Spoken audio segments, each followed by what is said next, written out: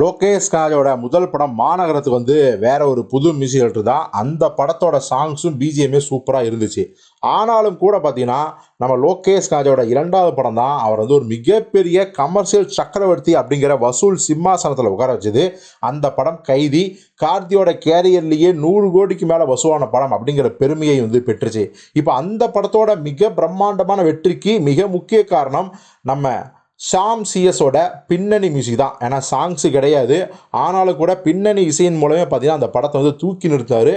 லோகேஷோட அதிரடியான ஆக்ஷன் திரைக்கதைக்கு அட்டகாசமான ஒரு கம்பெனி கொடுத்தாரு அப்படின்னு தான் சொல்லணும். ஸோ இப்போ கூட பார்த்தீங்கன்னா நிறையா பேரோட ரிங் டோன், காலர் டியூன் எல்லாமே பார்த்தீங்கன்னா கைதி படத்தில் வர அந்த பின்னணி பிஜிஎம் தான் இருக்குதுன்னு நம்ம சொல்லணும்.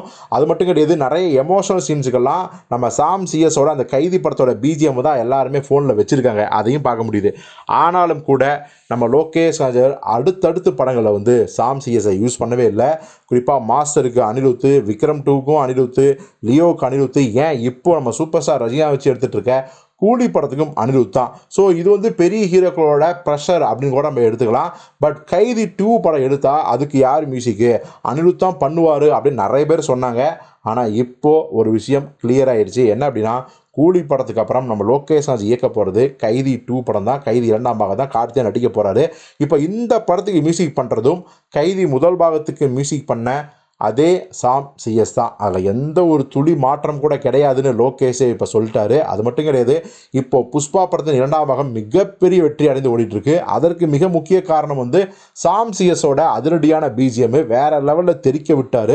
அதோட பார்த்திங்கன்னா சாம் சிஎஸ் ஏற்கனவே விக்ரம் வேதா மாதிரியான படங்களில் பிஜிஎம் பண்ணி தெரிக்க விட்டவர் தான். அவருக்கு வந்து மாசான பிஜிஎம்லாம் அல்வா சாப்பிட்ற மாதிரி.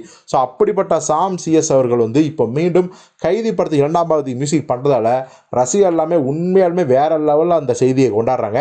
அனிருத்தை விட இந்த கைதி 2க்கு வந்து சாம் சிஎஸ் தான் பெட்டர் அப்படின்னு சொல்கிறாங்க. ஸோ இது குறித்து நீங்கள் என்ன நினைக்கிறீங்க? கைதி 2ஆம் பாகத்துக்கு சாம் சிஎஸ் தான் பெட்டரா இல்லை அனிருத் தான் பெட்டரா அப்படிங்கிற கருத்தை கமெண்ட்டில் சொல்லுங்கள்.